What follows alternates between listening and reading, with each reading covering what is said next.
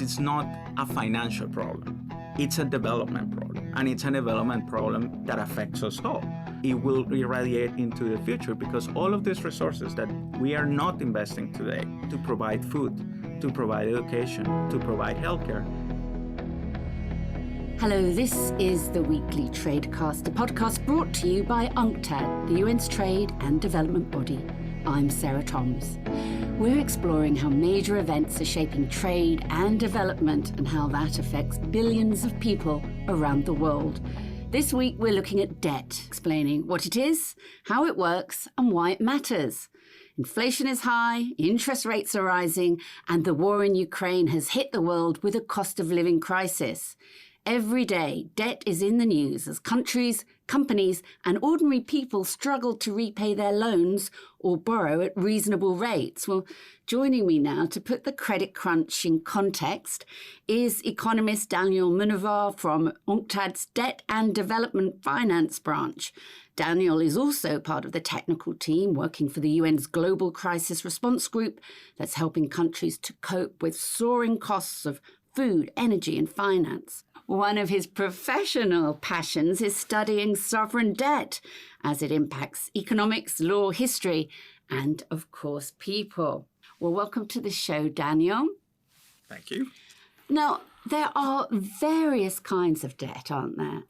Well, actually, debt it's an incredibly useful tool that we have as a society because it's a mechanism that allows us to move resources from one place, from one country, to another where it's needed the most and use it to invest in a better future. So as any tool, it depends on how you use it and why you use it. If you use it for the right purposes, then you can have positive outcomes. If you use it in the wrong way, then you can end up with catastrophic outcomes. So debt is not inherently good or bad. It's simply a tool. For example, right now in the world, we have around $300 trillion of debt, which if you think about it, it's a pretty massive figure.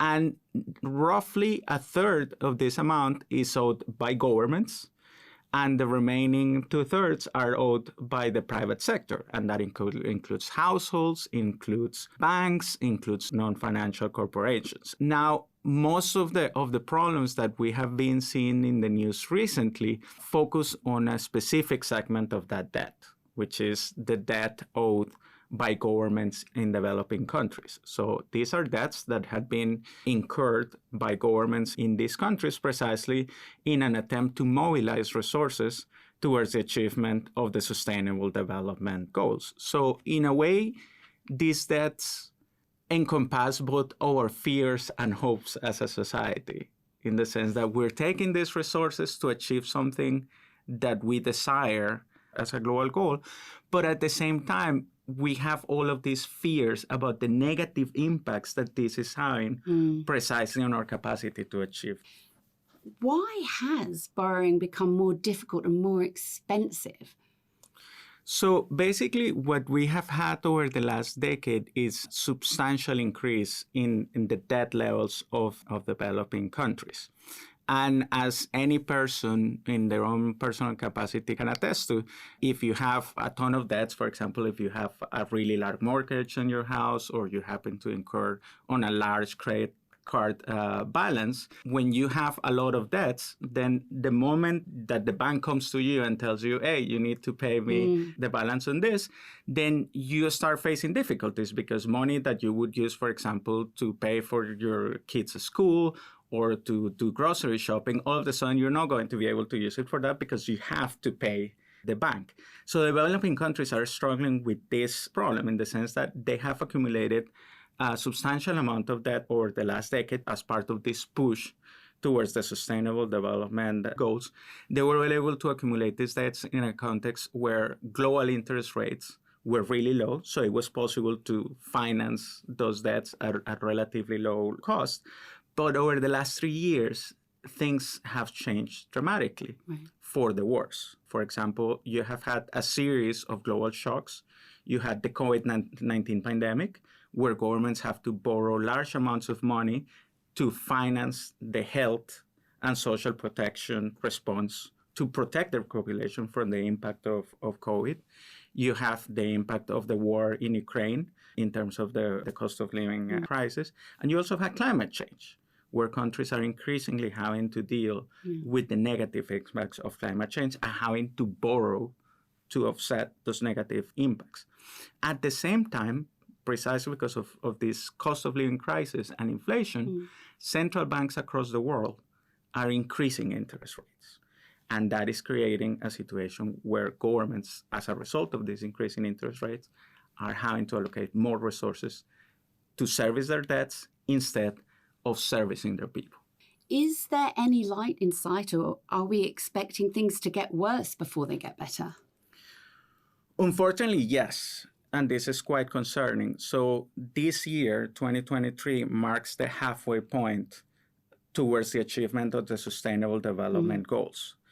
We're supposed to be entering this period where we as a global society make a massive push in terms of mobilizing resources towards achieving those Sustainable Development Goals, eradicating poverty, eradicating extreme hunger, universal health and education. But precisely because we have this combination of global economic shocks, we have a situation where countries are not being able to mobilize these resources. So it's not only that we're not moving forward towards the Sustainable Development Goals, we are actually at risk of moving backwards. Worse health outcomes because of the pandemic, worse educational outcomes because of the closure of schools. So we have a situation where in 111 countries, human development has gone backwards. We have a situation where in 88 countries of those 111, over the next 5 years, they are expected to cut government expenditures. And they're going to be cutting government expenditures precisely in an attempt to pay those debts. This is why we're so concerned, because it's not a financial problem. It's a development problem. And it's a development problem that affects us all.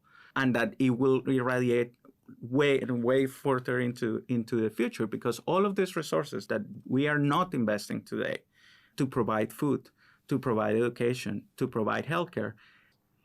Some stark choices there. So what is the solution then, $16 million question, to help keep debt payments reasonable and sustainable? And who needs to be part of it? This is a systemic problem. We're dealing with a global problem that no individual country can solve by itself. We need multilateral solution. The first component is to ensure that countries can receive the resources they need for their development without incurring additional debts. So we have a mechanism, a compromise, a commitment for official development assistance, where developed countries should contribute at least 0.7% of their gross national income to developing countries. But this goal has never been met. And that is creating a shortfall of resources that developing countries then have to go out and borrow, which makes their situation worse. Number two, we need to ensure that precisely the type of financing that we provide to developing countries is linked to their financial capacity. A low-income country shouldn't be borrowing in commercial terms that when the markets go through a period of instability, then all of a sudden the interest rates that they have to pay are inconsistent with those long-term development needs. So then we need to expand the multilateral concessional financing system that allows these countries to borrow long-term at really low rates in order to ensure that they don't face periods of instability that aggravate their problems. The third component is that we need to have a better system to solve when countries face a debt problem. So in all of the countries in the world, you have bankruptcy procedures that ensure that if you cannot pay your debts, or if a company doesn't pay its debts, then there is a system to ensure that we deal with this problem. So we need a multilateral debt workout mechanism, which is simply a way to ensure that debtors receive a fair treatment and that creditors also receive a fair treatment on an equal basis. And the fourth point, which is actually most important of all, is that we need to move towards a system where developing countries are better represented in how this international financial architecture works. Thank you for breaking that down for us, Daniel. That was UNCTAD's Daniel Munevar, who was this week's guest.